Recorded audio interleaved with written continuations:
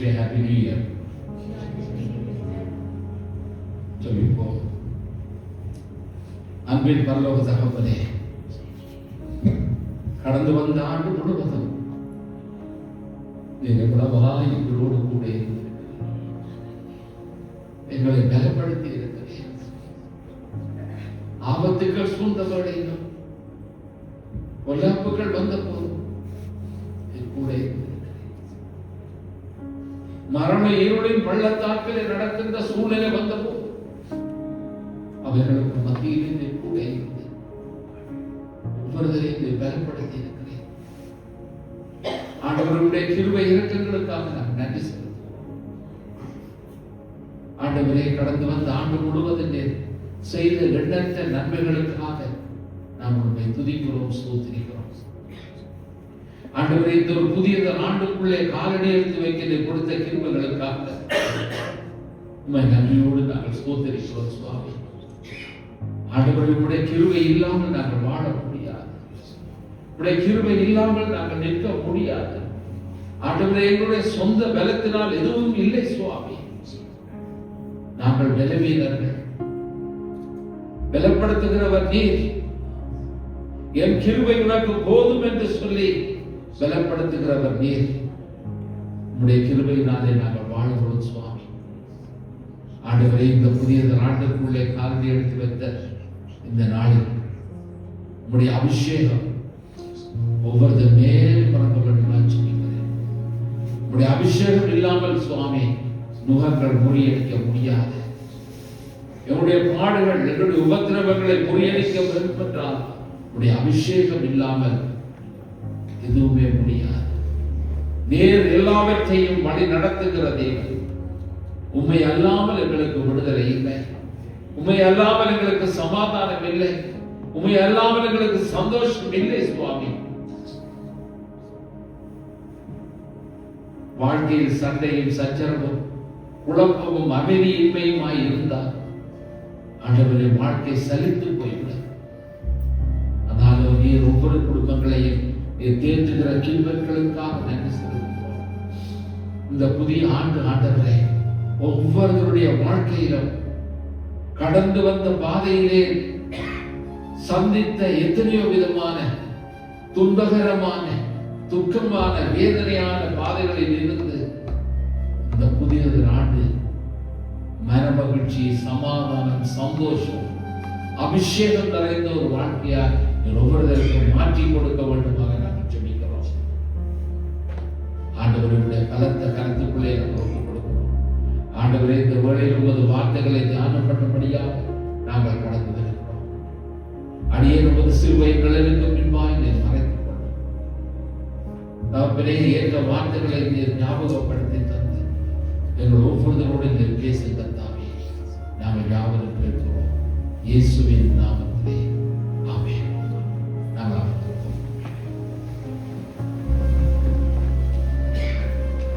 பழமையாக நாங்கள் 10 மணிக்கு ஆராதனை ஆரம்பித்து 12 மணிக்கெல்லாம் முடிக்கிற ஒரு நிலை இருந்து இன்றைக்கு கால சூழ்நிலைகள் வெளியிலே வித்தியாசமாக இருக்கிறது. நாங்கள் ஆரம்பித்ததும் தாமதித்து, ஆகவே இன்றைக்கு நாங்கள் புதிய ஆண்டுக்குள்ளே உள்ள செய்திக்குள்ளே நாங்கள் கடந்து போகிறோம். கர்த்தர் எல்லாவற்றையும் அவர் நடத்துகிறவராக இருக்கிறார். இதனை சொல்லுங்கள். கர்த்தர் நடத்துகிற தேவன். அவர் எங்களை நடத்தவில்லை என்று சொன்னால் நாங்கள் எங்களுடைய சொந்த முயற்சியில் நடப்பதில் எந்த பலனுமே கிடையாது. ஆகவே 25வது ஆண்டிலே உங்கள் வாழ்க்கையிலே பலவிதமான சவால்களை சந்தித்திருக்கலாம். அவைகள் உங்களுடைய வாழ்க்கையை கலங்க பண்ணி இருக்கலாம். உங்களுடைய குடும்பத்தை குறித்த பாரம், பொருளாதார பிரச்சனைகள், வேலை பிரச்சனைகள், பிள்ளைகளுடைய வாழ்க்கை பிரச்சனைகள், படிப்பு பிரச்சனைகள், பலவிதமான உடல் விலகினங்கள், சோர்வுகள், இழப்புகள், இப்படியாக வாழ்க்கையை கலங்க பண்ணுகிற எத்தனையோ சம்பவங்களுக்கு கூட நாங்கள் கடந்து வந்திருக்கலாம்.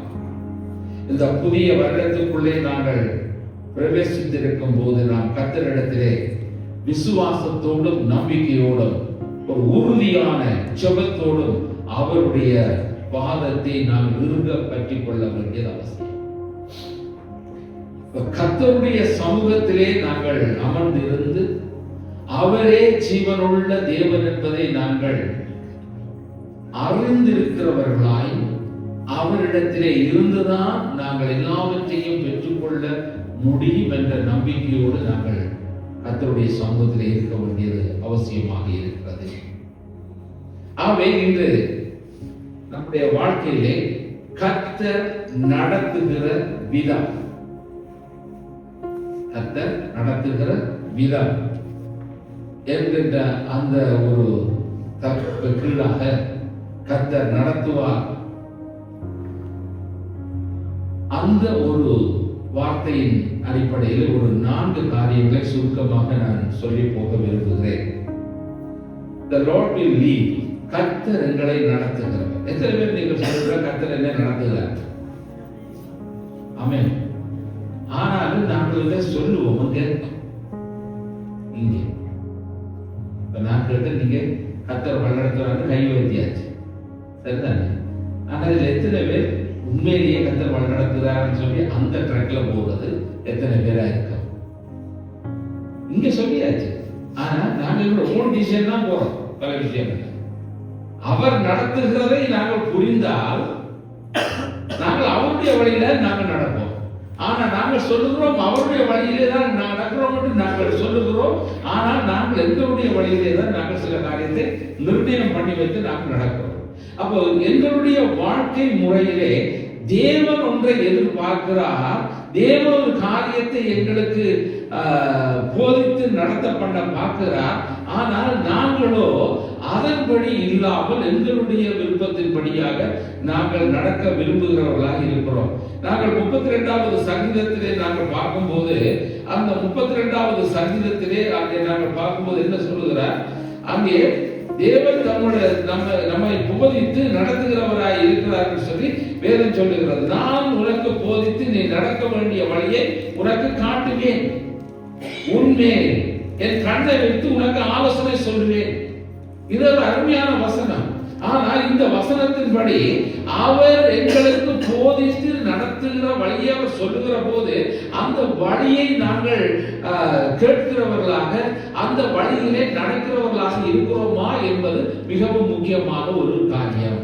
அவருடைய ஆலோசனை, அவருடைய போதனை, அவருடைய வழிநடத்தல் அது அவசியமானது. நம்முடைய சின்ன பிள்ளைகள் இருக்கும்போது இந்த சின்ன பிள்ளைகளை கூட்டிக்கொண்டு போகும்போது நாங்கள் என்னத்தை பார்க்குறோம் வழியில. இப்ப நீங்க பிள்ளைகளை பார்க்கலாம், இப்ப ஸ்னோ இருக்கிற நேரத்துல பிள்ளைகளை கூட்டிக்கொண்டு வழியில போனா அந்த பிள்ளைகள் எப்படி போகிறாங்க? சின்ன பிள்ளை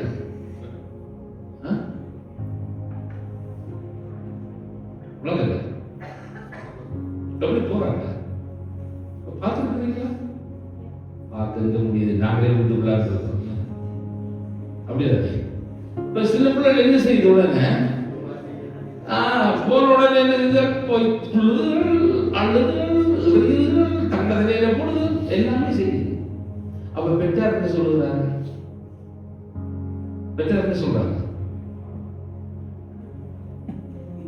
நீங்க பிள்ளையே வளர்ந்தீங்க. நாங்க என்ன சொல்றோம் பிள்ளைகளுக்கு? ஒண்ணுமே சொல்றோம் இல்லையா? என்ன நீங்க வாழையாளி கொண்டது கொடுத்து இந்த வாழையோட செய்தாளி கொண்டன்னு சொல்றோம் இல்ல? என்ன சொல்றோம்? செய்யாதன்னு சொல்றோம். ஏன் செய்யாதன்னு சொல்றோம்? இப்ப எங்கட பெருசான எல்லாம் வித்தியாசம். இப்ப நாங்க என்ன சொல்லுறோம்டா, நீங்க அதை தலையில அடி போட்டால் அது நமக்கு கூலியது அல்லது சுரம் வரும், அது வரும், இது வரும், இப்படி எல்லாம் நாங்க சொல்லுகிறோம். ஆனா அந்த பிள்ளைக்கு அது நீங்க சொல்றதுலாம் மைண்டில் ஏறுதா? இல்ல. நீங்க சொல்றத நீங்க சொல்லுங்க, நான் செய்யறத நான் செய்வேன்ற பிள்ளைகளோட போக்கு இருக்கு. இப்ப இந்த ஆட்டிடியூட் பிள்ளையில இருந்து வளர்ந்து வந்து எங்களுக்கு என்ன இருக்கு? நீங்க 1000 பெருசனத்தை பண்ணத போது அது எங்களுக்கு தெரியும் என்னென்ன போத எங்கட சூழல நில்லுங்கோ, அதுக்கு பிறகு நீங்க பேசுங்க என்று சொல்லுவாங்க. இப்ப பேசுறது யாரு? தேவன். வார்த்தை கர்த்தருடையது, கேட்க வேண்டியது யாரு? நாங்கள். சரி, அது ஒரு பக்கம் இருக்கட்டும். இப்ப இன்றைக்கு நாங்கள் இந்த வேத வசனத்துக்குள்ளே நாங்க போகலாம். சங்கீதம் 90வது சங்கீதம். இது ஒரு மோசேயினுடைய சங்கீதம். 14-15 வசனங்கள். சரியா? Psalm 90 verses 14 and 15. நாங்கள் எங்கள் வாழ்நாள் எல்லாம் கலிகூர்ந்து மகிழும்படி காலையிலே எங்களை உமது கிருபையால் திருப்தியாக்கும். தேவரீர் எங்களை சிறுமைப்படுத்தின நாட்களுக்கும் நாங்கள் துன்பத்தை கண்ட வருஷங்களுக்கும் சரியா எங்களை மகிழ்ச்சியாக்கும் என்று சொல்லி ஜெபம் பண்ணுகிறார். அப்ப இந்த ஜெபத்திலே நாங்கள் என்னத்தை பார்க்கிறோம்? அவர் என்ன சொல்லுகிறார்? நாங்கள் எங்களுடைய வாழ்நாள் எல்லாம் களிகூர்ந்து மகிழும்படி. இதை யாருடைய விருப்பம்? விருப்பம் தானே, மகிழும்படி. சரி, காலையிலேயே உமது கிருபையால் திருப்தியாக்கும். அப்ப காலையிலேயே எழுந்த உடனே உம்முடைய கிருபையினாலே எங்களை நிறைத்து திருப்தியாக்கும் சொல்லி அந்த ஜெபம். அப்போ தேவரீர் எங்களை சிறுமைப்படுத்தின நாட்களும் துன்பத்தை கண்ட வருஷம். இப்ப என்ன சொல்ற? இப்ப இந்த மோசே சொல்லுவது என்ன சொல்ற? என் தேவன் எங்களை சிறுமைப்படுத்தின நாட்களும் துன்பத்தை கண்ட வருஷம். அப்ப இது எப்படி ஒரே நேரத்தில் மகிழ்ச்சி சொல்லுகிறார், உங்களுடைய கிருபை சொல்லுகிறார், துன்பப்படுத்தின நாட்கள் வருது, துன்பப்படுத்தின நாட்கள் வருது. அப்போ இதுக்கு சரியான விதமாக எங்களை மகிழ்ச்சியாக இந்த பிரயர்ல என்னத்தை நாம பார்ப்போம்? இந்த ஜெபம் உலகம் இதே ஒரு இந்த ஜெபம் வந்து ஒரு பெரிய விஷயம். இதை பற்றி படிக்கிறதா இருந்தால் அது அது நேரம் காணாது. ஆனா இந்த இந்த சின்ன ஜெபத்துல சுருக்கமா நீங்க என்னத்தை சொல்ல வருவீங்க? துன்பத்தையும் துன்பமும் வாழ்க்கையில இருக்கு. ஆனா எங்களுக்கு அதான் பிடிக்காது. மகிழ்ச்சி மட்டும்தான் எங்களுக்கு தேவையா இருக்கு. ஆனால் ஆண்டவர் வந்து அனுமதிக்கிறார். ஏன் அனுமதிக்கிறார்? சரியான ஒரு கருத்தை சொல்லியிருக்கார். ஏன் அனுமதிக்கிறார்? இப்ப பாருங்க, யோபுடைய வாழ்க்கையில யோபு சும்மா ஓஹோன்று இருந்த மனுஷன், சந்தோஷமா இருந்த மனுஷன். இந்த டிபேட் எங்க ஆரம்பமாகுது? இந்த பிரச்சனைக்கு தளம் அமைக்கப்படுது தேவனுடைய சமூகத்துல. அங்க போய் நின்றாரு பிசாசு. சரியா? அங்க போய் நின்றுட்டு இப்ப ஆண்டவர் பார்த்து கேட்கிறாரு, எங்க சுத்திட்டு வாரான்னு கேட்ட உடனே உலகம் முழுவதும் சுத்தி உங்களோட சமூகத்துல வந்து இப்ப சாத்தான் எங்க இருக்கான்? உலகம் முழுவதும் சுத்திட்டு இருக்கு யாரை விழுங்கலாம் என்று. இப்ப சுத்தி போட்டு எங்க போய் நிக்கிறார்? அவருடைய சமூகத்துல.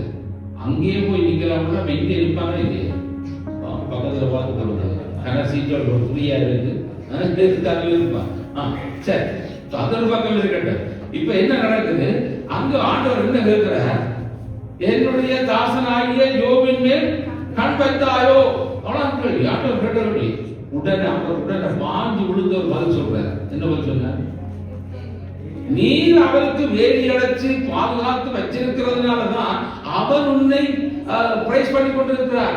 உங்களை வந்து எப்பொழுதும் உங்களை ஸ்தோத்திரம் சொல்லிக் கொண்டிருக்கிறதுக்கு காரணம் என்னன்னு சொன்னால், நீர் அவரை வேலி அடைத்து பாதுகாத்து வைத்திருக்கிறீர்.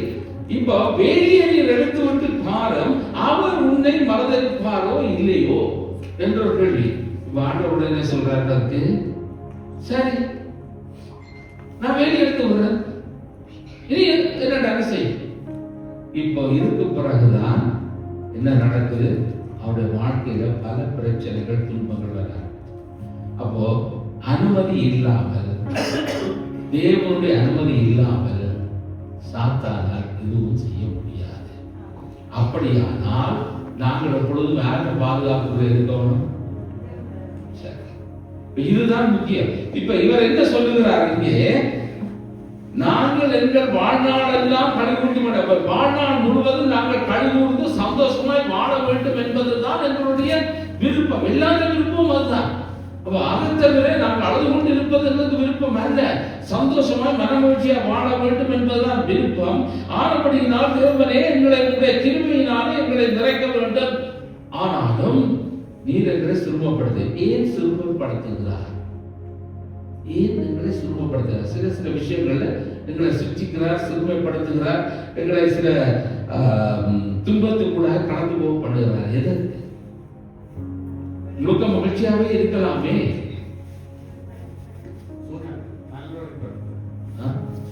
முழுக்க முழுக்க சந்தோஷத்தை தந்தவர்கள் தான் நம்மளோட வாழ்க்கை எப்படி இருக்கு? கடவுளை மறந்துடுவோம். அப்போ ஆண்டவர் இந்த காரியங்களை அங்கே அனுமதிக்கிறார். அது மட்டுமல்ல, இப்ப அவருடைய ஜெபத்திலே நீங்கள் பார்க்கும்போது இதே போல எங்களுடைய வாழ்க்கையில் நாங்கள் கர்த்தருடைய சமூகத்திலே நாங்கள் ஒவ்வொரு தரம் இதே பிரகாரமாக நாங்கள் ஜெபிக்க வேண்டும். ஆண்டவரே, ஒவ்வொரு நாளும் காலையிலே கண்விழித்த போது நாங்கள் அதிகாலை வேளையிலே கண்விழிப்போமா இருந்தால் நாங்கள் ஆண்டவருடைய சமூகத்திலே நாங்கள் அமர்ந்திருந்து ஜெபிக்க வேண்டியது அவசியம். அப்போ கர்த்தருடைய சமூகத்தில் வேதங்கள் சொல்லு, அதிகாலையில் என்னை தேடுகிறவன் அதிகாலையில் எத்தனை மணி? மத்தியானம் 12 மணி. 7 மணி 8 o'clock. 7 மணி 8 இல்லை, 7 மணி சொல்றது வந்து கர்த்தரை தேடுகிற நேரம் என்ன தெரியுமா? அதிகாலை 3 மணி 4 மணி 2 மணி அந்த நேரத்தில் எழும்பி ஆண்டோட சமூகத்தில் நாங்கள் ஜெபிக்க வேண்டும். ஆண்டோட சமூகத்தில் நாங்கள் எங்களை ஒப்புக் கொடுக்க வேண்டும். அவருடைய கிருபையை நாங்கள் வழி நடத்த வேண்டும், கேட்க வேண்டும். அந்த ஒரு பிராக்டிஸுக்குள்ள நாங்கள் மாறுவது என்பதை போட்டேன். என்னுடைய லைஃப்ல வந்து நான் அதிகாலை வேளையிலே நான் ஆண்டவர்களுக்கு போறேன். எழுப்பின உடனே நான் நேரம் வருஷம் போறேன். ஒரு மூத்தக்களோடு வந்து ஆண்டோட சமூகத்தில் இருந்து ஜெபிக்கிறதுக்கு ஆண்டவர்கள் இருந்தார். ஒரு 1 hour ஜெபிக்கக்கூடியதாக இருக்கு. அது எங்க இருந்து பிரேயர் ரிக்வெஸ்ட் வருதுன்னு எனக்கே தெரியாது. ஆனா ஆண்டவர் ஒவ்வொரு பிரேயர் ரிக்வெஸ்ட் போட்டுட்டு போறார்.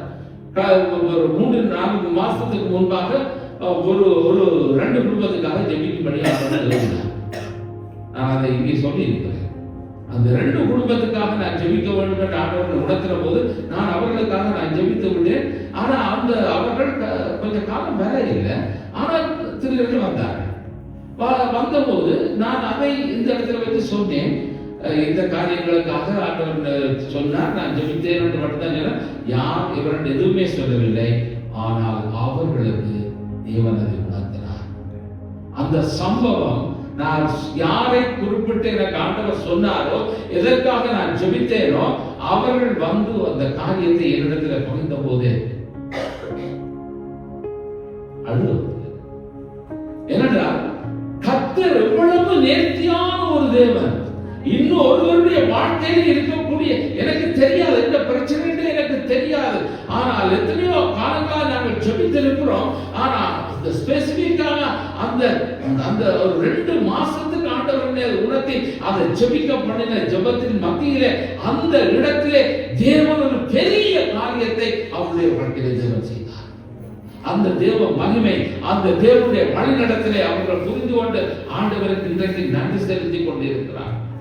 ஆகையால கருமையானவர்களே, இன்று எங்களுடைய வாழ்க்கையிலே கர்த்தருடைய சமூகத்திலே காலையிலே அவருடைய பாத்திரை இருப்பது அவசியம். ஆனா நாங்கள் எப்படிப்பட்ட பிராக்டிஸ்ல போய் இருக்கிறோம்?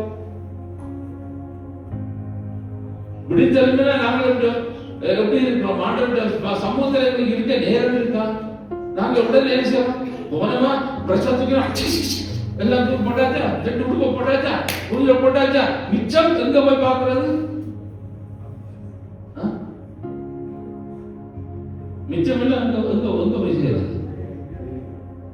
அங்க வேலை செய்யறது. அப்ப இப்படித்தான் எங்களுடைய லைஃப் போய் கொண்டிருக்க. தவிர கர்த்தரோடு இல்லாத காலை வேளையில் அவருடைய கிருபையினாலே என்னை திருப்தியாக்கும் என்று சொல்லி அவருடைய கிருபையின் பலத்தோடு போகிறவர்களாய் நாங்கள் இருக்க வேண்டியது அவசியம். அவை வாழ்நாள் எல்லாம் கழிவுந்து நாங்கள் ஜீவிக்க வேண்டும் என்று சொன்னால் அவருடைய கிருபையினாலே நாங்கள் திருப்தி ஆக வேண்டும். அந்த கிருபையின் திருப்தி எங்களிடத்திலே வருவதற்கு அவருடைய சமூகத்திலே நாங்கள் இருக்க வேண்டியது அவசியம். அவை என கருமையான தேவ ஜனமே, இந்த 25வது ஆண்டிலே நீங்கள் சந்தித்த பல காரியங்களை இந்த புதிய ஆண்டிலே நீங்கள் காணப்போவதில்லை. ஏனென்றால் நீங்கள் புதிதாக்கப்படுகிற நிலைமைக்கு வருகிறீர்கள். பழையவைகள் எல்லாம் ஒளிந்து போனது, முற்றிலும் புதிதான ஒரு நிலைக்குள்ளே எங்களுடைய வாழ்க்கை வர வேண்டும். அந்த பழசையே தூக்கி கொண்டு வந்தால் என்ன நடக்கும்? நாம ஒரு பட்டி வச்சிருக்கோம் வீட்டுல, எல்லாருக்கும் பட்டியல் இருக்கு தான் வீட்டுல. அந்த ஒரு பட்டி எப்போது பக்குவமா பத்திரமா இருக்கு. எங்க போனாலும் என்னத்தை கொண்டு போவோம்? அந்த பட்டியை கொடுப்போம். அது என்ன பட்டி?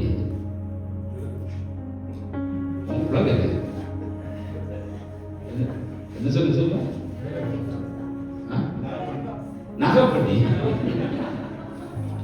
சரி, அதெல்லாம் முக்கியம் தான். சரியா? எங்களோட வாழ்க்கையில எங்களோட டாக்குமெண்ட்ஸ் இருக்கலாம், இதெல்லாம் இருக்கலாம், அது ஒரு முக்கியமான பகுதிதான். ஆனா நாங்க அடிக்கடி காப்பீடு செய்கிற ஒரு பட்டி இருக்கு, நகைப்பட்டியும் இல்லைங்கிறது எல்லாம் இல்லை. என்ன பட்டி? நான் ஒன்று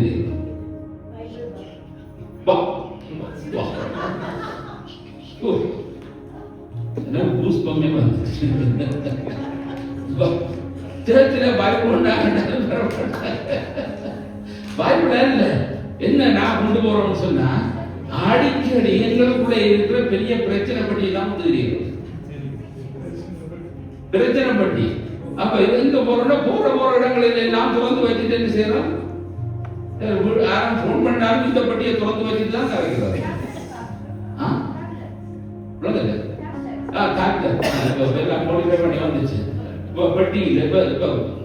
அப்படியே கொண்டு போறாங்க. அப்ப இன்றைக்கு நாங்கள் என்ன வாழ்ந்து கொண்டால் எங்களுடைய வாழ்க்கை முழுவதும் நாங்கள் தேவ கிருபையிலே வாழுவதை தவிர நாங்கள் பலவிதமான காரியங்களுக்குள்ளே போகிறதுனாலே எங்களுடைய வாழ்க்கையிலே பல இழப்புகள், பல பிரச்சனைகள், பல சோகங்கள், இப்படியான நிலைமைகள் எங்களுடைய வாழ்க்கை போகிறது.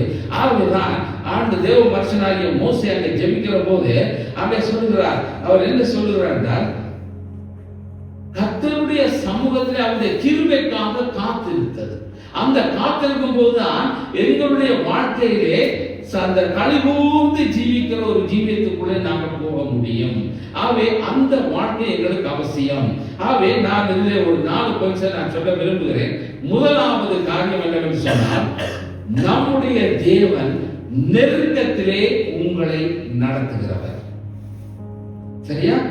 அதாவது வேதம் என்ன சொல்லுகிறது? சாம் 118 verse 5, அங்கே 118வது சங்கீதம் 5வது வசனம் சொல்லுகிறது, நெருக்கத்தில் இருந்து கர்த்தரை நோக்கி கூப்பிட்டேன், கர்த்தர் என்னை கேட்டருளி விசாலத்திலே வைத்தார்.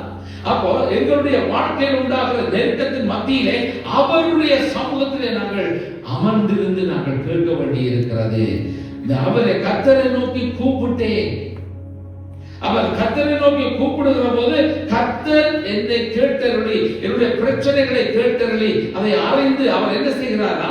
விசாலத்திலே கொண்டு வந்து வைப்பார். விசாலத்தில் கொண்டு வந்து வச்ச உடனே நாங்கள் எப்படி மாறுவோம்?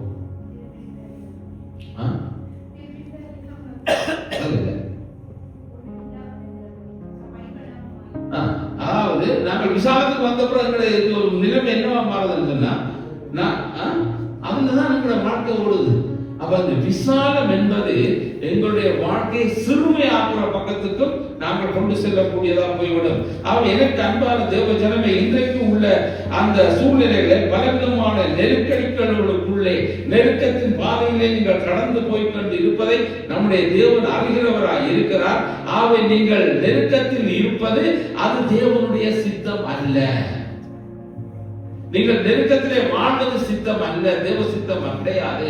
நீங்கள் மகிழ்ச்சியாய் வாழ்வதுதான் தேவனுக்கு சித்தமானது.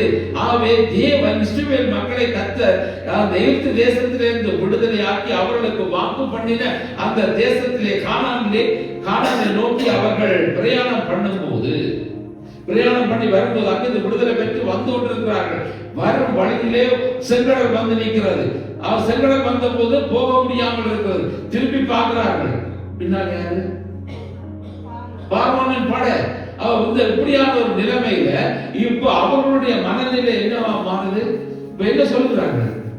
எங்களை அழிக்கவா இங்க கொல்லவா அங்க கொண்டு வந்து இரண்டு கேட்கிற அளவுக்கு மனிதனுடைய எண்ணங்கள் மாற ஆரம்பிக்கிறது. இப்ப நல்ல சத்திய நல்ல ஒரு சந்தோஷமான ஒரு நிலைக்கு வருகிறான். இனி நாங்கள் ஈர்த்திலே இல்லை, நாங்கள் அடிமைத்தனம் இல்லை, எங்களை விட்டாச்சு, எங்களை விட்டு கொண்டாச்சு, எங்களுக்கு ஒரு தேசம் இருக்கு, எங்களுக்கு ஒரு நாடு இருக்கு, அந்த நாட்டுக்கு எங்களை கூட்டிக் கொண்டு போறாங்க, அங்க சந்தோஷமா நாங்க வாழ போறோம். அந்த சந்தோஷத்தோட வருகின்ற அந்த பயணத்திலே அவருடைய வாழ்க்கையில பார்க்கும்போது ஒரு பக்கம் செங்கடல், மற்ற பக்கம் படையினர், இப்படியான ஒரு சூழ்நிலைக்கு மத்தியிலே நெருக்கம், அழிய போகிறோம் என்ற பயம் அப்படி வந்த போது அந்த இடத்திலே அவர்கள் என்ன சொல்றார்கள்? யாத்திராகமம் 14ஆம் அதிகாரம் 10வது வசனம், எக்ஸோடஸ் சாப்டர் 14 verse 10, பார்வோன் சமீபித்து வருகிற போது இஸ்ரவேல் புத்திரர் தங்கள் கண்களை ஏறெடுத்து பார்த்து எகிப்திய தங்களுக்கு பின்னே வருகிறதை கண்டு மிகவும் பயந்தார்கள். அப்பொழுது இஸ்ரவேல் புத்திரர் கர்த்தரை நோக்கி கூப்பிட்டார்கள். இங்க என்ன செய்கிறார்கள்? அப்ப இதுக்கு முதல்ல என்ன நடந்தது? இப்பே கர்த்தரை கூப்பிடுறாங்க. என்ன பயம்? முன்பக்கத்தால போக முடியாது, பின்பக்கத்தால அவங்க கொல்ல போறாங்க. இப்ப எங்களோட வாழ்க்கை நாங்கள் நடுக்கடலில் நிற்கிறோம், அதாவது நாங்கள் மரணத்துக்கு ஏதுவாக நிற்கிறோம்னு சொல்லக்கூடிய ஒரு பயம். இப்ப கர்த்தரை நோக்கி கூப்பிடுறாரு. இப்ப நாங்க எப்ப கர்த்தரை நோக்கி கூப்பிடுறோம்?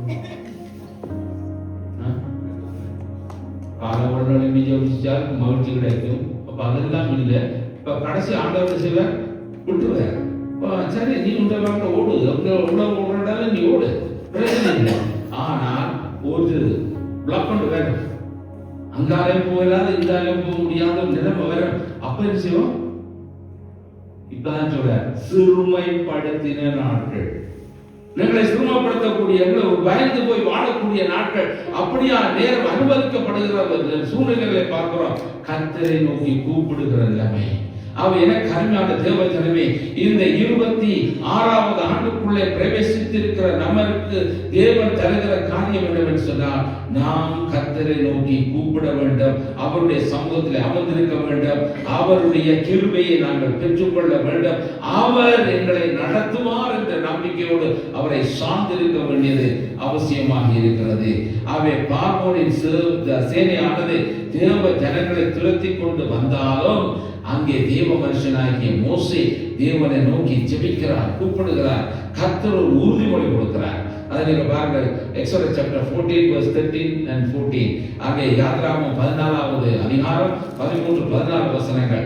அப்பொழுது மோசே ஜனங்களை நோக்கி, பயப்படாதிருங்கள், நீங்கள் நின்று கொண்டு இன்றைக்கு கர்த்தர் உங்களுக்கு செய்ய ரட்சிப்பை பாருங்கள், இன்றைக்கு நீங்கள் காண்கிற எகிப்தியரை இனி என்றைக்கும் காண மாட்டீர்கள், கர்த்தர் உங்களுக்காக யுத்தம் பண்ணுவார், நீங்கள் சும்மா இருப்பீர்கள். என்ன சொன்னீங்க? இந்த வசனம் நல்ல வசனமா? நல்ல வசனம் தானே? ஏன் நல்ல வசனம்? ஆண்டவர் சொல்லியிருக்காருன்னு நீங்க சும்மா இருப்பீங்க. அந்த வசனம் உங்களுக்கு ரொம்ப பிடிச்சு போய் நாங்கள் அவற்றை கிருபைக்கும் போறதில்லை, அவற்றை பாதத்துக்கும் போறதில்லை, ஆராதனைக்கும் போறதில்லை, அவரை மயமப்படுத்துறதில்லை, நாங்கள் என்ன இருக்கோம்? சும்மா. நம்ம ஊர்ல நம்ம இந்த பண்டிகை காலத்துல கிறிஸ்துமஸ் வந்தா, நியூ இயர் வந்தா, பொங்கல் வந்தா, அப்படி ஒவ்வொன்று வந்தா ஆர்வம் வாழறது, சொந்த பந்தம் வாழறதை விட ஆனவன் இப்ப வருஷப்புறப்பட்டு வந்தா எதுக்கு வருவீங்க மக்கள்? கை விசேஷம், நல்ல கைமூட்டம் கொண்டு வாங்க. வந்தது என்னத்துக்கு? இதுக்கு. இப்ப என்னது வந்து என்ன விஷயமா வந்து யாரை பார்க்க வந்து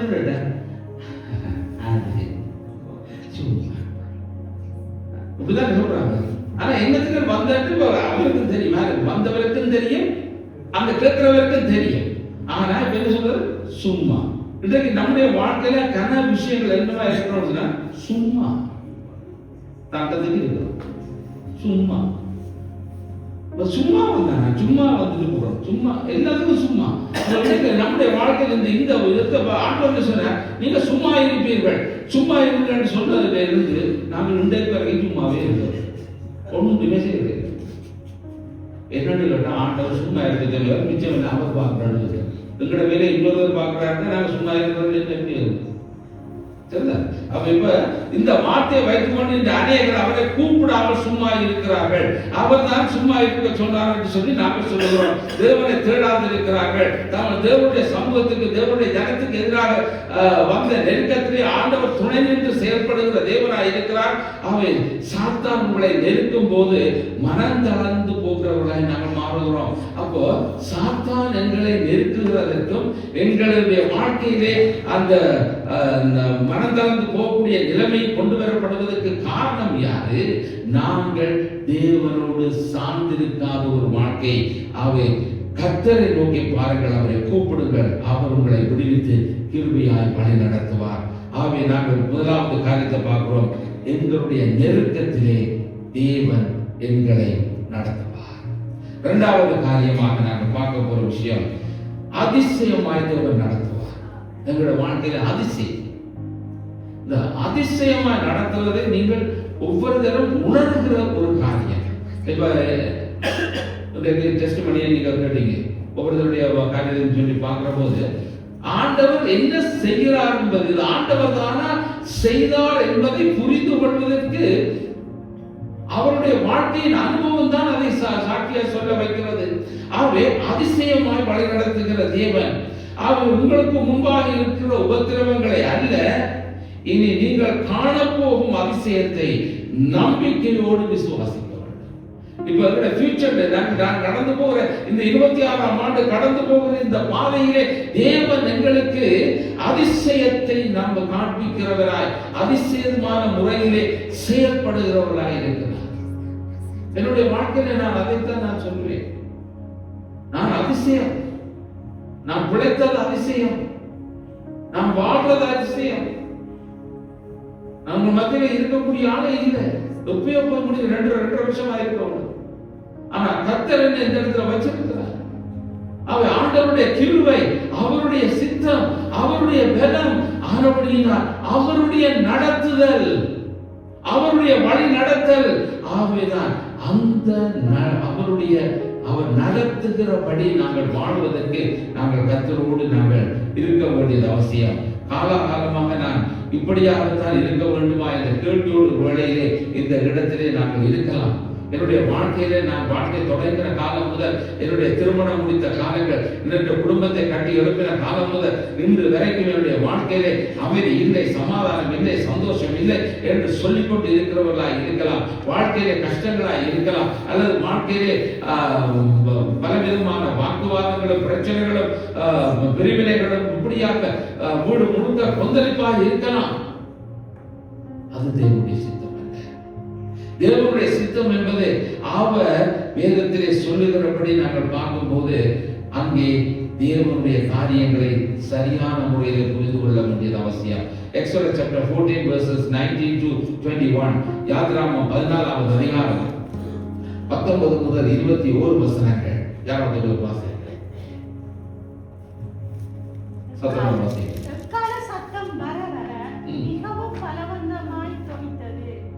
மோசே பேசினார், தேவன் அவருக்கு வாக்கினால் மறுமொழி கொடுத்தார். கர்த்தர் சீனாய் மலையில் உள்ள கொடுமுடியில் இறங்கிய போது கர்த்தர் மோசேயை மலையின் கொடுமுடியிலே வரவழைத்தார். மோசே ஏறி போனார்.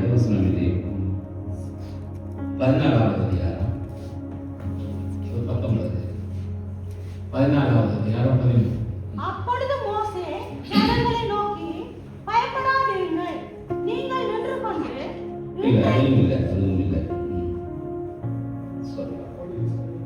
அதான் எத்தனை 19 14 அப்பொழுது இஸ்ரவேலின் நடந்த தூதனான விலகி அவர்களுக்கு பின்னாக நடந்தார். அவர்களுக்கு முன் இருந்த மேகஸ்தம்பம் விலகி அவர்கள் பின்னே இருந்தது. அது எகிப்தியர் சேனையும் இஸ்ரவேலின் சேனையும் நாம் முழுவதும் ஒன்றோடொன்று சேராதபடி அவர்கள் நடுவில் வந்தது. எகிப்தியருக்கு அது மேகம் அந்தகாரமாய் இருந்தது, இஸ்ரவேலுக்கு மோசே தன் கையை சமுத்திரத்தின் மேல் நீட்டினான். அப்பொழுது கர்த்தர் ராம் முழுவதும் பலத்த கீழ்காற்றினால் சமுத்திரம் ஒதுக்கும்படி செய்து அதை வறண்ட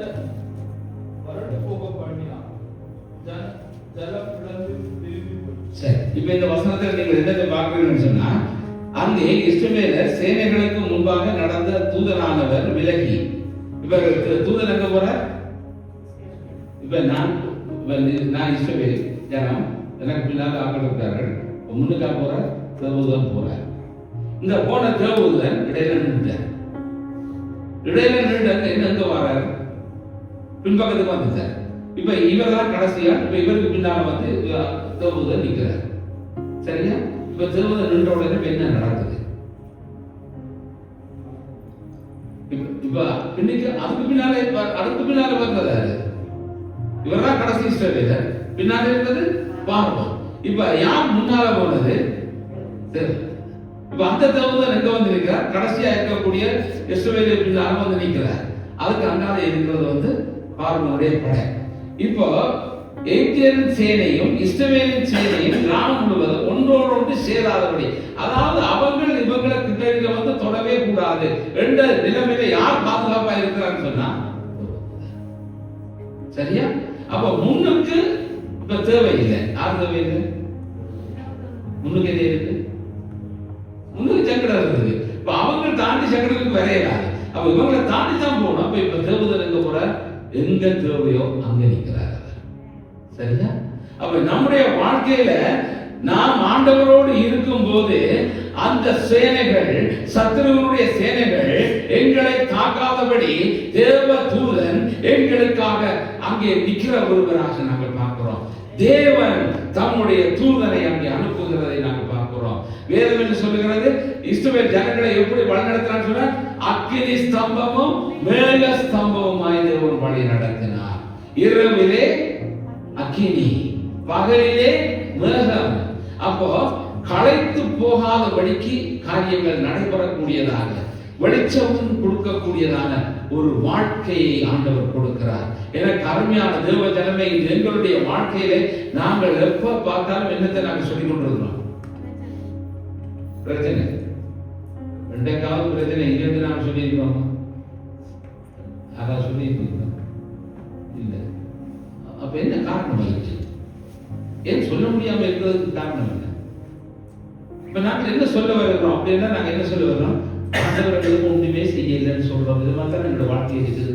அப்ப இங்கே நாங்கள் பார்க்கிற போது ஆண்டவர் என்ன செய்கிறார்னா, நாங்கள் சில காரியங்களுக்கு நாங்கள் முடிவெடுத்துக் கொண்டு போகிறோம் இருக்கிறபடியினாலே நாங்கள் அதை ஜெயம் கொள்ள முடியாமல் இருக்கிறோம். ஆனால் நம்முடைய தேவனோ அவர் என்ன செய்கிறார்னு சொன்னால், அந்த வசனத்திலே நீங்கள் பார்க்கும்போது, அந்தகாரமாய் எகிப்தியருக்கு அது அந்தகாரமாய், அது மேகமும் அந்தகாரமாய் அவர்களுக்கு இருந்தது. அவர்களுக்கு தான் அது பிரச்சனையாக இருந்தது. தேவனுக்கு, தேவனுடைய பிள்ளைகளுக்கு எதிராய் வருகிறவர்களுக்கு மட்டும்தான் அது பிரச்சனையா இருந்ததே தவிர தேவ பிள்ளைகளுக்கு அது பாதுகாப்பாக இருந்தது. ஆக எனக்கு அருமையான தேவஜனமே, நாங்கள் ஆண்டவருக்குள்ளே எங்களை முழுமையாய் ஒப்புக் கொடுத்து அவருடைய வழியிலே நடக்கிறவர்களாய் நாங்கள் இருக்க வேண்டும். இப்போ என்ன செய்கிறார்? மோசே கோலை எடுத்து நீட்டுகிறார். தன்னை சமுத்திரத்தின் மேல் கையை நீட்டினார். அங்கே நீட்டின போது கர்த்தர் ராம் முழுவதும் பலத்த கீழ்காட்டினார். சமுத்திரம் ஒதுக்கும்படி செய்து வறண்டு போக பண்ணினார். அப்போ பாதையை உருவாக்கி கொடுக்கிறார். எனக்கு அருமையானவர்களே, இந்த நம்முடைய வாழ்க்கையிலே பாதை தெரியாமல் இருக்கிறோமா? இந்த இதுக்கு என்ன சொல்யூஷன் தெரியாமல் இருக்கிறோமா? எப்படி இந்த பிரச்சனை சால்வ் பண்ண போறோம்ன்ற நிலையிலே நீங்கள் இருக்கிறீர்களா? எந்த சூழ்நிலையா இருந்தாலும் ஃபர்ஸ்ட் யாருக்கு தேவை? அவருடைய பாதை, அவருடைய சமூகத்துக்கு போகணும். வாழ்க்கையில் உங்களோட பிரச்சனைகள் எதுவா இருந்தாலும் அங்கதான் போகணும். நீங்கள் சால்வ் பண்ண முயற்சித்தீங்கன்னா கடைசி வரை முடியாது. நாங்கள் சொல்ற ஒவ்வொரு விஷயத்துக்கும் எகேன்ஸ்டான அடுத்த கேள்வி வந்து கொண்டுதான் இருக்கும். ஆவே பிரச்சனைகளோ, எந்த பாடுகளோ, துன்பங்களோ, நெருக்கங்களோ, வியாதிகளோ எதுவா இருந்தாலும் தேவனுடைய சமூகம் தான் எங்களை ஜெயம் கொள்ள வைக்கிற ஒரு இடமாக இருக்கிறது. ஆவே மேக ஸ்தம்பம், அக்னி ஸ்தம்பமாக இறங்கி தேவன் கிரியைகளை நடப்பிக்கிறவராயிருக்கார்.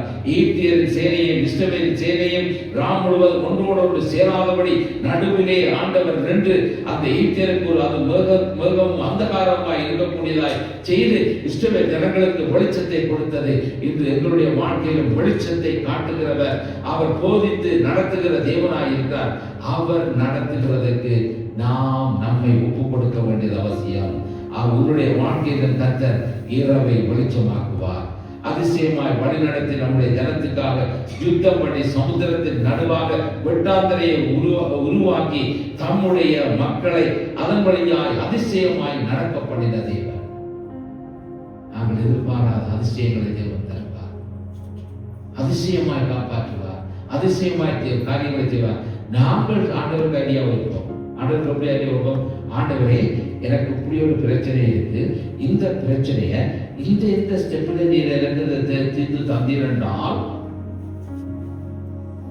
நான் ஒன்றியல்ல பொழுதுரி கொடுத்துவேன், முழங்கால ஏறுவேன். இதா இப்படிதான் சொல்றது. சொல்லுங்க சொல்லுங்க, எது சரி நினைக்கிறது? நாங்கள் பாண்டவர்கள் என்ன சொல்லியிருக்கோம்? பாண்டவர்கள் நாங்கள் இப்ப நான் சொன்ன விஷயம் என்னது? ஆண்டவருக்கு நாங்கள் என்னது சொல்றோம்? எப்படி எங்களோட ப்ராப்ளத்தை டீல் பண்ண அவருக்கு நாங்கள் சொல்லி, அவர் எங்களுக்கு எங்களோட பிரச்சனையை எங்களோட முறைப்படி டீல் பண்ணினால் நாங்கள் உனக்கு இப்படி செய்திருக்கோம். அவர் கேட்டார், மதுரையை கொடுத்துக்கும் முழுக்க அம்மாங்காட்டு சொன்னாரா? இல்லை. ஆண்டவர் என்ன கேட்டார்? ஆண்டவர் கிட்ட என்னத்தை கேட்டார்?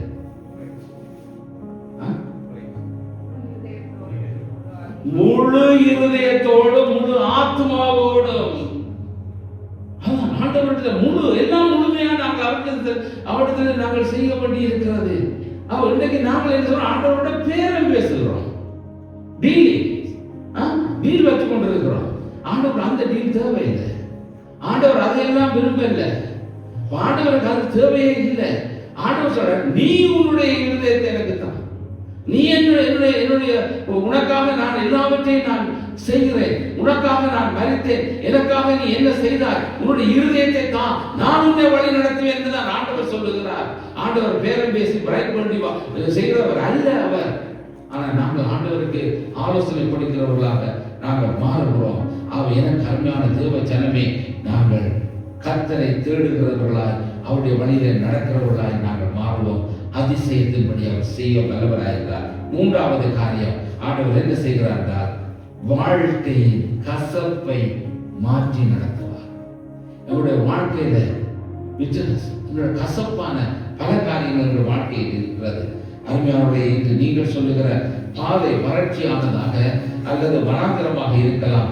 இதனால் மனம் சோர்ந்து அவிசுவாசத்தினாலே கலங்கி நிற்கலாம். ஆனால் கர்த்தர் தம்முடைய ஜனமாகிய நம்மை ஒரு நாளும் அவர் கைவிட மாட்டார். பார்வோனுடைய படையில் அந்த படையில் கரங்களிலே இருந்து ஆண்டவர் தலையாக இருந்த செங்கடலை இரண்டாக பிளந்து அதன் வழியாய் தன்னுடைய ஜனத்தை காப்பாற்றி அந்த கடலுக்குள்ளே அந்த சமுத்திரத்திலே பார்வோனுடைய படைகளை மடங்கடிக்க செய்த வல்லமை உள்ள தேவன் தான் நம்முடைய தேவனாயிருந்தார். அந்த தேவன் எங்களுக்காக யுத்தம் பண்ணுவார். அவர் சொல்லுகிறார், நீங்க சும்மா இருங்கன்னு சொன்னார்.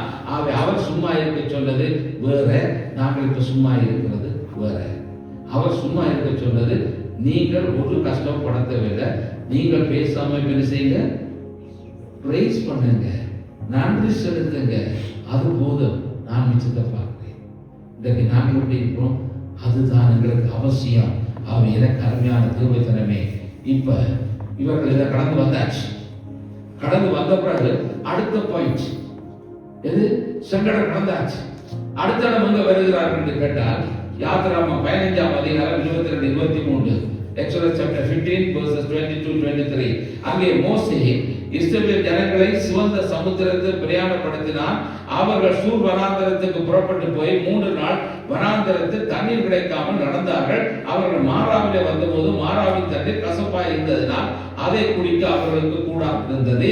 அதனால் அவரிடத்துக்கு மாறா என்று பெயரிடப்பட்டது. இந்த மாறாண்ட பெயரை யார் பாவிச்சது? நோமி. இந்த கசப்பு தான் சொல்ற மாறா என்ற கசப்பு. அப்போ இன்றைக்கு நம்முடைய வாழ்க்கையில நாங்கள் இனிப்பட்டு ஏதாவது சொல்லுகிறோமா, கஷ்டப்பட்டு சொல்றோமா? எங்களோட வாழ்க்கையில நாங்கள் எங்களோட வாழ்க்கை சந்தோஷமா நல்ல இனிப்பா இருக்கு, தேனா இருக்கு என்று சொல்றோமா, அல்லது கசப்பா இருக்குன்னு சொல்றோமா? 50-50 50-50 இருந்தா பரவாயில்லை. பிசினஸ் வந்து இப்போ 80 இருக்கும், அதான் கூடுதலாக இருக்கு. சரி, இப்போ நாங்கள் இங்கே என்னத்தை பார்க்கணும்னு சொன்னா, இங்கே ஆண்டவர் சொல்ற காரியத்தை, இந்த வசனத்தை நீங்கள் பார்க்கும்போது, ஜனங்கள் இப்போ வனாந்தரத்தின் வழியாய் நடந்து வந்த போது இப்ப எங்க இருக்கிறாங்கன்னா மாறாக்கு வந்துட்டாங்க. தேர்ஸ்டி, தாகமா இருக்கு, தண்ணி குடிச்சா தண்ணி குடிக்கிறாரு, அது கசப்பு. அந்த கசப்பை இப்ப வெறுக்கிற ஒரு நிலைமையில வந்த போது இப்ப இவருடைய நிலைமை எப்படி இருக்குன்னு யோசிச்சு பாருங்க. 3 நாள் அப்படியே பிரயாணப்பட்டு வராங்க, களைச்சு போய் வராங்க, தண்ணியே இல்லை, நான் வறண்டு போய் இருந்து பேசிக்க தண்ணி குடிக்கணும். அவருக்கு அவங்க இப்படியெல்லாம் வந்த நிலைமையில இப்ப தண்ணீருக்கு வந்து குடிக்க கசப்பா இருந்தா இப்ப எப்படி இருக்குன்னு நினைச்சு பாருங்க. இப்ப அந்த இடத்துல வர்றது பாருங்க, ஆண்டவரை நோக்கி அவர் கூப்பிட்ட போது அங்க என்ன நடைபெறுறது? ஆண்டவர் சார் அவர்களுக்கு ஒரு மரத்தை ஆண்டவர் காண்பித்தார்னு சொல்லப்படுது. அப்ப மரத்தை அங்கே ஆண்டவர் காட்டியன்னு சொல்ற, அந்த மரத்தை வெட்டி தண்ணீர்ல அவ்வளவுதான், சிம்பிள். இது ஒரு சின்ன விஷயம். அப்போ இந்த நாலேஜ் எங்கள்கிட்ட இருக்கா? இந்த நாலேஜ் எங்கள்கிட்ட இல்ல. இந்த நாலேஜ் யார்கிட்ட இருக்கு? அவர்கிட்ட இருக்கு. அப்ப அவரோட இருந்து அவர் என்ன சொல்ற, இதுதான் இதுக்கு மருந்து, இதை போடு, அது நடக்கும். அப்ப ஆண்டவர் சின்ன சின்ன காரியங்களை எங்களுடைய வாழ்க்கையிலே வைத்து அதன் மூலமா எங்களுக்கு மகிழ்ச்சியை தருகிறவராய், சந்தோஷத்தை தருகிற தேவனாய் இருக்கிறார். எங்களுடைய வாழ்க்கையில் உள்ள கசப்பை போக பண்ணி மகிழ்ச்சி உள்ள, சந்தோஷம் உள்ள நல்ல தண்ணீராக அதை எங்களுக்கு தர அவர் வல்லமை உள்ளவராய் இருக்கிறார். இன்றைக்கு அந்த ஆண்டவர் அவர்களுக்கு ஒரு மரத்தை கொடுத்தது போல எங்களுக்கு ஒரு மரத்தை தந்து அந்த மரத்தில் இருந்து ஒரு தித்திப்பான வாழ்க்கை எங்களுக்கு தந்திருக்கார். எந்த மரம்? சிலுவை மரம். அந்த சிலுவை மரத்தில் ஆண்டவர் தன்னை ஒப்பு கொடுத்ததினாலே, அவர் சிந்திய இரத்தத்தினாலே எங்களுக்கு பாவ மன்னிப்பு உண்டாகும்படி செய்து அந்த பாவ மன்னிப்பை பெற்றுக்கொண்டபடியினாலே இன்றைக்கு நீங்களும் நானும் கர்த்தருடைய சமூகத்திலே அவரை ஆராதிக்க, அவரை துதிக்க, அவரை மகிமைப்படுத்த, அவருடைய காரியங்களை செய்ய தேவன் எங்களை மாற்றி வைத்திருக்கிறார். அவை நாம் ஆண்டவருக்கு நன்றி செலுத்துகிறவர்களாய் காணப்பட வேண்டும். அதுதான் அந்த சிலுவை மரம். அது கசந்த வாழ்வை மாற்றுகிற மரம் ஆனபடியினாலே அந்த சிலுவை, அதுக்காக சிலுவை வச்சுட்டு அதை வணங்குங்கன்னு நான் சொல்ல வரேன். அதாவது அவர் சுமந்த சிலுவையினாலே உண்டான விடுதலை. இந்த சிலுவை வணங்கினா அது மீட்கிறது. சரியா? அவர் சிலுவை வணக்கம் அல்ல.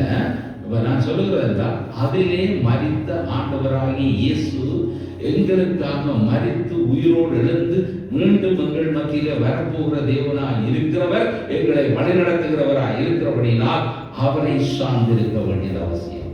ஐசாயா சாப்டர் 58 verse 11, ஐசாயா 58:11 சொல்றது, கர்த்தர் நித்தம் உன்னை நடத்தி மகா வறட்சியான காலங்களில் உன் ஆத்துமாவை திருப்தியாக்கி உன் எலும்புகளை திடமுள்ளதாக்குவார். நீ நீர்ப்பாய்ச்சலான தோட்டத்தை போலவும் வற்றாத நீர்வீட்டை போலவும் இருப்பாய். அப்ப எங்களுடைய வாழ்க்கை ஆண்டுல கர்த்தர் நித்தமும் உன்னை நடத்த வேண்டும், எங்களை நடத்த வேண்டும். அப்படி நடத்தும் போது என்ன நடக்கணும்னா, மகா வறட்சியான காரியங்களில் வரும்போதும் எங்களுடைய ஆத்மாவை அவர் திருப்தி உள்ளதாக மாற்றி எங்களுடைய எலும்புகளை நிலமுள்ளதாக வைத்து நீர்ப்பாய்ச்சலான தோட்டத்தை போல எங்களுடைய வாழ்க்கை செழித்திருக்கும்படியாய் தேவன் செய்கிறவராய் இருக்கிறார். ஆகவே எங்களுடைய வாழ்க்கையிலே வறட்சி, வனாந்திரம் போன்ற பலவிதமான பொருளாதார, குடும்ப பிரச்சனைகள், கடன் பிரச்சனைகள் அல்லது வேறு பல பிரச்சனைகள் எதுவாக இருந்தாலும் உங்களை நடத்தி செழிப்பான நாட்களுக்குள் உங்களை கொண்டு நடத்துகிறவர் பலமுள்ள தேவன். ஆகவே அவரை எங்களுடைய வாழ்க்கையிலே நீர்ப்பாய்ச்சலான தோட்டத்தை போல அநேகருக்கு ஆசீர்வாதமாய் இருக்கும்படி தேவன் உங்களை மாற்றுவார். ஆகவே யோவேல் தீர்க்கதரிசி சொல்லும்போது, யோவேல் 2:26 சொல்லும்போது, நீங்கள் சம்பூர்ணமாய் சாப்பிட்டு திருப்தி அடைந்து உங்களை அதிசயமாய் நடத்தி வந்த உங்கள் தேவனாகிய கர்த்தருடைய நாமத்தை துதிப்பீர்கள். என் ஜனங்கள் ஒருபோதும் விற்கப்பட்டு போவதில்லை. அவன் எனக்கு அருமையான தேவன் சொல்லுகிறார், ஒருபோதும் விற்கப்பட்டு போவதில்லை. யார்? அவருடைய ஜனங்கள். அப்ப அவருடைய ஜனங்கள் எப்படி இருக்க வேண்டும்? அவரை சார்ந்திருக்க வேண்டும், அவருடைய வார்த்தைப்படி நடக்கிறவர்களாக இருக்க வேண்டும், அதன்படி நாங்கள் கீழ்ப்படிந்து செயல்படுவர்களாக இருக்க வேண்டும். அப்படி இருக்கும்போது 4வது காரியமாக ஆண்டவர் என்ன செய்கிறார்னா, நேர்த்தியாய் நடத்துவார். நேர்த்தியாய் நடத்துவார். நம்முடைய தேவன் நம்மை நேர்த்தியாக பலவிதமான குடும்ப பொருளாதார தனிமை சூழ்நிலைகள் போன்ற எல்லா பிரச்சனைகளுக்கும் மத்தியிலும் இருந்து தேவன் நம்மை நடத்துகிறவராய் இருக்கிறார். நேர்த்தியான முறையிலே அவர் எங்களை நடத்துகிறவராய் இருக்கிறார். பாருங்க, ஆபிரகாமுடைய மகனுக்கு பெண் தேவை. பெண் தேடுவதற்கு அங்கே அவருடைய ஊழியக்காரனை அனுப்புகிறார். எங்கே போக வேண்டும் என்ற டிரெக்ஷன் எல்லாம் சொல்லியாச்சு.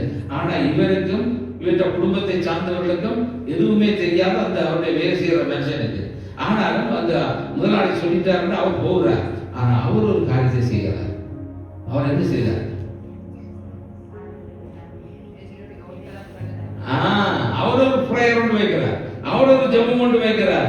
எப்படின்னு சொன்னா ஆதி ஆபத்துல நீங்கள் பார்க்கும்போது அவர் அங்க சொல்ற 24 அவர் என்ன சொல்றாருன்னா, நான் போகிற போது என்னுடைய ஒட்டகங்களுக்கும் மிருகங்களுக்கும் எனக்கும் தண்ணீர் பார்க்கிறதற்கு யார் ஒரு பெண் செயற்படுகிறாளோ அவள் தான் இதுக்குரிய ஆள் என்று இவர் ஒரு காரியத்தை வைக்கிறார். யாருக்கு? வேற யாருக்கு வச்சிருக்க? தேவன்கிட்ட வைக்கிறார். இப்ப ஏன் இவர் தேவன்கிட்ட வைக்க? நான் முதல் சொன்னது மற்ற மாதிரி நான் கொஞ்சம் இருக்கேன். என்ன சொல்றேன்? நாங்கள் ஆலோசனை கொடுத்து இப்படி செய்தால் அப்படி செய்யணும்னு சொல்றேன். இப்ப இவர் என்ன சொல்றார்? இப்ப ஆண்டவருக்கு இவர் என்ன சொல்றார்? இவற்றை விண்ணப்பம் என்னவா இருக்கு? இப்ப என்னை சரியான டிரெக்ஷனுக்கு இதை கொண்டு போக வேண்டாம். எனக்கு தெரியாது. ஆபிரகாமோட குடும்பம் எனக்கு தெரியாது. இவற்றை இனவந்துக்களை யாருன்னு எனக்கு தெரியாது. சொந்த பந்தங்களை தெரியாது. இந்த குடும்பத்துல எத்தனை பொம்பளை இருக்குன்னு தெரியாது. யார கல்யாணம் கட்டணும்னு தெரியாது. எந்த பொம்பளைன்னு தெரியாது. இப்படி தெரியாத ஒரு நிலைமையில அவாந்தரவுடைய வெளியில விட்டது போல சொல்லி விட்டுட்டாங்க. அவர் போன இடத்துல ஆண்டவர்கிட்ட தான் கேட்கிறாரு, ஆண்டவரே, என்னுடைய எஜமானுக்கு ஏற்ற ஒரு துணையை கொண்டு வருவதற்கு நான் கேட்கிற காரியம் என்னவென்றால், நான் கேட்கிற அடையாளம் என்னவென்றால், என்னுடைய மிருகஜீவர்களுக்கு, ஒட்டகத்துக்கு, மிருகத்துக்கு எனக்கு தண்ணீர் தர போறேன்னு சொல்ற யாரோ அதுதான் ஆண்டவரை செய்தார். அந்த நபரை கொண்டு வந்து காண்பித்து எல்லாத்தையும் நேர்த்தியாய் நடக்கிறார். அதுக்குதான் அவர் சொல்றார் 48வது வசனத்துக்கு, ஆதியாகமம் 24:40, என்னை நேர்வழியாய் நடத்தி வந்த எஜமானாகி ஆபிரகாமின் தேவனாய் இருக்கிற கர்த்தரை ஸ்தோத்திரித்தேன். ஆண்டவர் சார் நேர்வழியாய் நடத்துகிறார். என்னுடைய வாழ்க்கையில் அவர் நேர்வழியாய் நடத்துவார். அவை அவருடைய சமூகத்திலே எங்களை முழுவதுமாய் நாங்கள் ஒப்புக் கொடுப்போம். அவர் எங்களை வழி நடத்துவார். கடந்த ஆண்டு வழி நடத்தின தேவன். கடந்த ஆண்டிலே நீங்கள் சந்தித்த எத்தனையோ விதமான காரியங்கள், கடந்து வந்த பாதைகள் நெருக்கங்களாக இருக்கலாம், கண்ணீர் உள்ளதாக இருக்கலாம். அப்படிப்பட்ட சூழ்நிலை ஆண்டவர் இந்த புதிய ஆண்டுக்குள்ளே அழைத்து வந்திருக்கிற உங்களுக்கு வாழ்நாளும் கலிகூர்ந்து மகிழும்படியான வாழ்க்கை உங்களுக்கு தருவார். அவர் கேட்கிற காரியம் அவருடைய போதனையிலும் அவருடைய வழி நடத்தலிலும் ஆலோசனையிலும் நாங்கள் நடக்கிறவர்களாய் மாறும்போது எங்களுடைய வாழ்க்கையை இந்த புதிய ஆண்டுக்குள்ளே அவர் வழி நடத்தி செல்வார். அவர் வழி நடத்தி செல்கிறதற்கு நாங்கள் எங்களை முழுமையாய் நாங்கள் விட்டுக் கொடுப்போம். எங்களை செல்வோம். அன்பில் பரலோகத்தகப்பனே, உங்களுடைய வார்த்தைகளுக்காக நாங்கள் பல பொழுதுகளிலே உண்மை நம்பி நாங்கள் புறப்பட்டிருக்கிறோம். உங்களுடைய வழி நடத்த உங்களுடைய ஆலோசனைகளை கேட்போம் என்று நாங்கள் வந்திருக்கிறோம். ஆனாலும் பல தடவைகளிலே நாங்கள் உங்களுடைய கருத்தை விட்டு நாங்கள் எங்களுடைய விருப்பத்தின்படியாக நாங்கள் சென்றிருக்கிறோம். ஆண்டவரை என்னுடைய வாழ்க்கையை மாற்றுவீராக. ஆண்டவரை இந்த 26வது ஆண்டு எங்களுடைய வாழ்க்கையில் ஒரு புதிய திருப்புமுனையாக வரட்டும். ஒவ்வொரு குடும்பங்களுக்குள்ளேயும் நீர் ஆளுகை செய்ய வேண்டுமாய் நாங்கள் சொல்கிறோம். ஒவ்வொரு குடும்ப அங்கத்தவர்களும் ஆண்டவரே உமது வழிகளே உமது ஆலோசனையின்படி நடக்கிறவர்களாய் வழி நடத்தும். ஒரு பெரிய மனமகிழ்ச்சி சமாதானத்தோடு வாழ உதவி செய்யும். வாழ்நாள் எல்லாம் கழிவுந்து மகிழும்படியாய் பெரிய மாற்றத்தை நீர் கொண்டு வார்.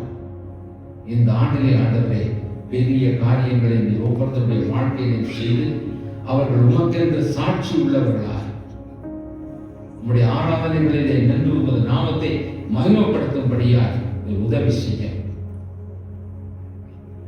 உங்களுடைய கிருபை நிறைந்த கருத்தைகளை தாழ்த்தி ஒப்புக்கொள்கிறோம். இயேசு கிறிஸ்துவின் பலமுள்ள நாமத்தில்